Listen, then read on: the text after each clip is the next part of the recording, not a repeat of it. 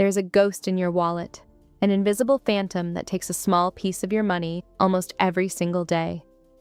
It never shows up on your paycheck, and you won't find it on any receipt, but you're paying it. This is a tax that was invented over 2,000 years ago.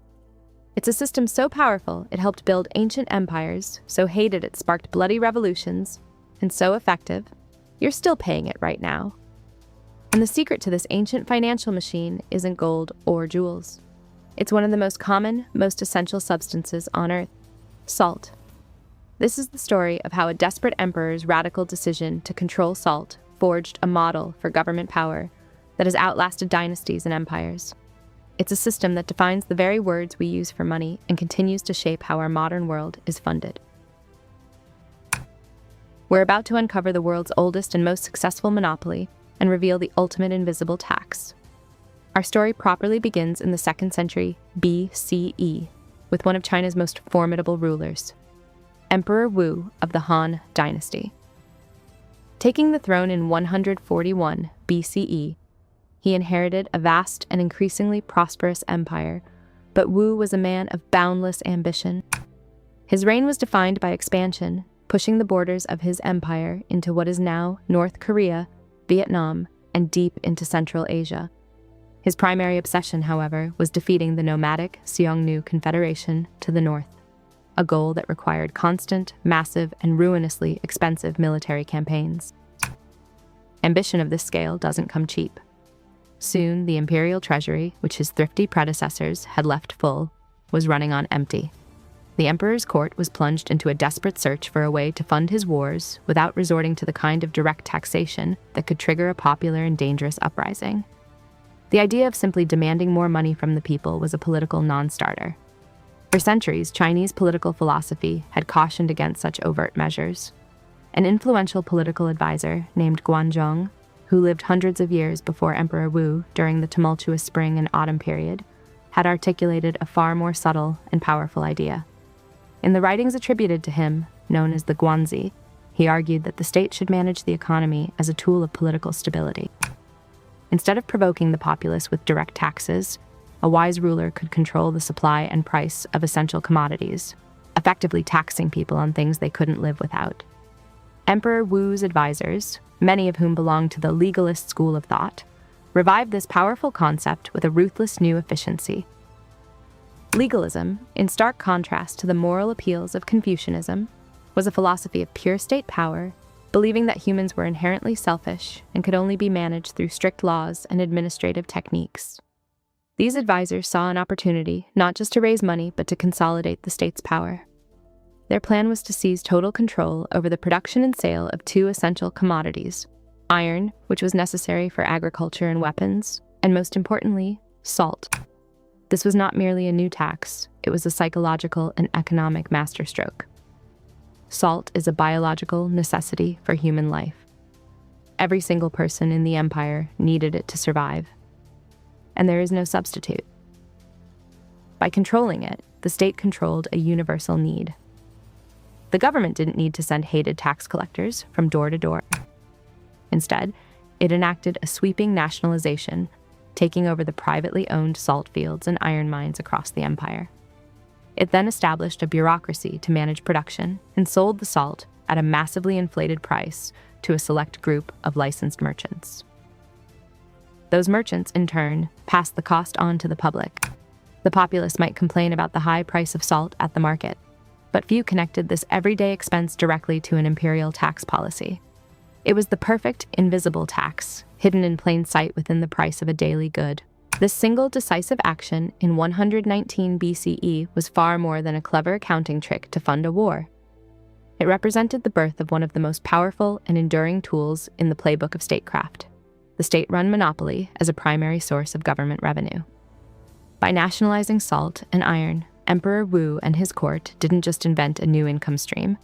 They created a blueprint for financial and social control that would become a cornerstone of the Chinese state for the next 2 millennia. The results were immediate and, on an imperial scale, simply staggering. The revenue generated by the salt and iron monopolies quickly swelled the state's coffers, providing Emperor Wu with the funds he desperately needed to continue his military expansion. This model proved so astonishingly successful and durable that during the later Tang dynasty, after the central government re-established a strict monopoly in 758 CE to recover from a devastating rebellion, the salt tax alone at times generated over half of the state's entire annual revenue. In some of the smaller, post-Han kingdoms, that figure reportedly soared as high as 80 to 90%. This torrent of cash funded the vast expansion of the Han military, paying for the armies that pushed back the Xiongnu. It helped finance the reinforcement of frontier defenses, including sections of what would eventually become the Great Wall. The model was so effective that revenue from the salt tax in later dynasties, like the Sui, helped fund other legendary feats of engineering, including the construction of the Grand Canal, a monumental waterway that would link northern and southern China. Critically, this new wealth allowed the emperor to bypass the powerful regional nobility and wealthy industrialists who had previously grown rich from these industries and could challenge central authority. The state, and the state alone, now captured the immense profits from a commodity every single one of its subjects was forced to buy. The logic was devastatingly simple, but its implications were profound. An emperor had discovered that by seizing control of a single, indispensable resource, he could fund an empire, wage endless wars, and centralize his own power, all without weathering the political storm of direct taxation. This was the big idea, in its purest form. The most effective tax is the one that people don't fully realize they're paying. It was a lesson in governance that rulers across the world would learn, replicate, and perfect for centuries to come. It's truly incredible how a decision about something as mundane as salt could so completely alter the course of history, isn't it? If you're finding this hidden story as fascinating as I do, please take a moment to subscribe and hit that notification bell. We uncover the surprising and often invisible origins of the world we live in every single week. The genius of the salt monopoly wasn't a secret that stayed confined within China's borders. Across civilizations and throughout history, rulers facing the exact same fundamental problem, how to fund a state and its ambitions, independently arrived at the exact same solution. In ancient Rome, salt was so deeply woven into the fabric of life that it left a permanent mark on the very language we use to talk about work and money. You may have heard the myth that Roman soldiers were paid directly in salt. The reality is a bit more complex, but just as revealing of salt's immense value. The word salary is derived from the Latin salarium, which was the specific allowance given to Roman soldiers so they could buy their requisite ration of salt and other necessities. Salt was not just for seasoning. In a world before refrigeration, it was the primary means of preserving food, especially for an army on the march. The empire was even crisscrossed by dedicated salt roads, the most famous being the Via Salaria, built for the express purpose of transporting this white gold from the coastal salt pans to the heart of the empire. But if China invented the salt monopoly, it was in pre-revolutionary France that this tool of state finance became truly notorious. The French salt tax, known as the Gabelle, was arguably one of the most hated and reviled taxes in all of European history. It wasn't just a simple monopoly. In many parts of the country, the state forced every household, every person over the age of 8, to buy a minimum amount of salt each year, the sel du devoir, or salt of duty, at a fixed and ridiculously inflated price. This price was wildly inconsistent, creating enormous disparities where citizens in one region might pay up to 20 times more for their salt than those in another. Compounding the injustice, the most privileged groups, the nobility and the clergy, were often exempt, placing the entire crushing burden squarely on the shoulders of the common people. This oppressive, grossly unequal system fueled centuries of deep-seated anger and was a significant grievance, contributing to the explosion of rage that ignited the French Revolution in 1789. The dark side of the monopoly, however, extended beyond public anger. Wherever the state created such an artificially high price, a black market was inevitably born. In China, this gave rise to vast and powerful smuggling networks. These groups were not just petty criminals. They were organized enterprises that operated their own distribution routes, protection rackets, and underground economies, selling illegal, untaxed salt to a populace desperate for a cheaper alternative. The shadow economy became a fertile breeding ground for rebellion. During the late Tang dynasty, one of the most famous and destructive rebels to challenge the empire was a man named Huang Chao. He was a well-educated man who, after repeatedly failing the prestigious imperial examinations that were the main path to power, became a salt merchant and got involved in the vast illicit salt trade. Tapping into the widespread public fury over government corruption and the crushing salt tax, Huang Chao raised a massive rebel army.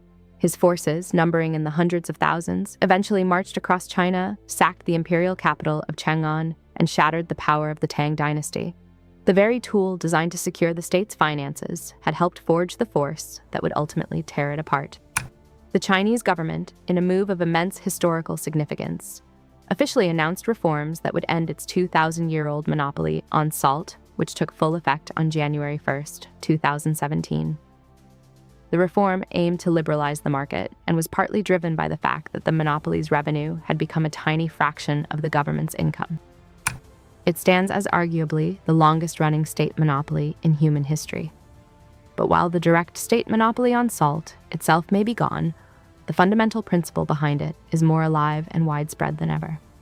The idea of generating massive public revenue through indirect taxes on essential goods and services is a cornerstone of virtually every modern government's financial strategy. Think about the price of gasoline. A huge portion of what you pay at the pump isn't for the crude oil or the refining process, but for federal, state, and local taxes. These taxes are embedded directly into the price per gallon, funding everything from highway construction and maintenance to public transportation projects. Like the ancient salt tax, it's a levy on a near-essential good that most people in a modern economy need for daily life. We complain about the high cost of fuel, just as ancient citizens grumbled about the price of salt, but our focus is often on the total price, not the specific tax component hidden within it. The same logic is clearly at work with so-called sin taxes on products like alcohol and tobacco.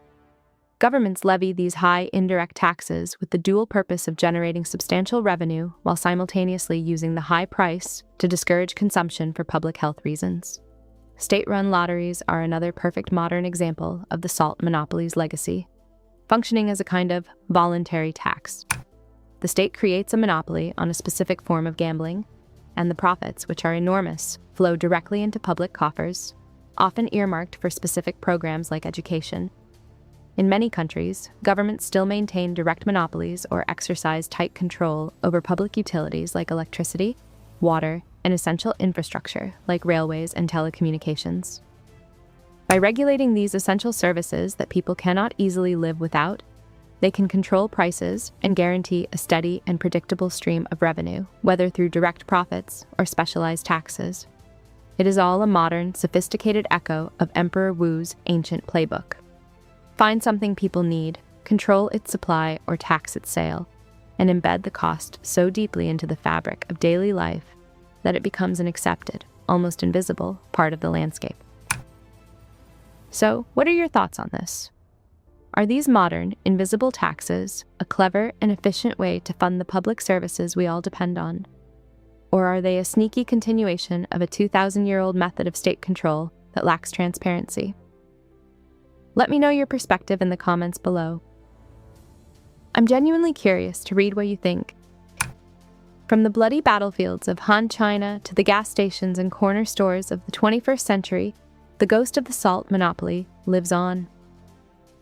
What began in 119 BCE as a desperate emergency measure to fund an emperor's wars became one of the most successful and enduring financial inventions in the history of governance. It was a system that funded the expansion of empires, paid for monumental construction projects like the Great Wall and the Grand Canal, but it also sowed the seeds of rebellion that tore those same empires apart. It was the source of the Roman soldiers' salary and one of the explosive grievances that fueled the French Revolution. The story of the salt tax is far more than a historical curiosity. It is a fundamental lesson in the mechanics of power, the challenges of governance, and the truths of human psychology. It reveals that the most persistent forms of control are often the least visible. Emperor Wu's great discovery was that if you tax what people must have, and you cleverly hide that tax inside the price of the good itself, you can generate almost limitless revenue while minimizing political dissent. Today, we no longer wage wars over access to salt, but the systems it inspired are all around us, invisibly built into the price of our fuel, the cost of our phone bills, and the taxes on our daily purchases. The 2,000-year-old tax isn't a forgotten relic of the ancient world. It is a living, breathing principle of modern finance, a powerful testament to an idea so effective, so psychologically astute, that we are all still paying for it today.